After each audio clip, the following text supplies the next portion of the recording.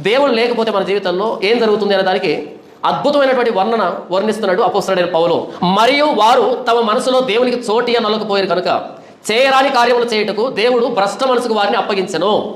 అట్టి వారు సమస్తమైన దుర్నీతి చేతను, దుష్టత్వము చేతను, లోభము చేతను, ఈర్ష్య చేతను నిండుకొని మత్సరము, నరహత్య, కలహము, కపటము, వైరమని వాటితో నిండిన వారే కొండగాండ్రను, అపవాదకులను, దేవద్వేషులను, హింసకులను, అహంకారులను, బెంకములాడు వారును, చెడ్డవాటిని కల్పించువారును, తల్లిదండ్రులకు అవిధేయులను, అవివేకులను, మాట తప్పువారును, అనురాగ రహితులను, నిర్దయులు అయ్యరి. ఇవన్నీ రోగాలు.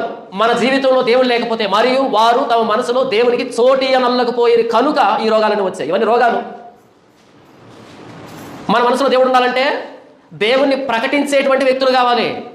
వాళ్ళెవరో, వాళ్ళు లేవీలు, వాళ్ళు యాజకులు, ప్రధాన యాజకుడు, లేవియ గోత్రం. ఆ లేవియ గోత్రానికి ప్రతి గోత్రం పురాలను నిర్ణయించాలి. వాళ్ళు ఉన్నంతకాలమే ధర్మశాస్త్ర ప్రకటన జరుగుతుంది. వాళ్ళు లేకపోతే ఇశ్రాయేలు దేశం రోగిష్ట అవుతుంది.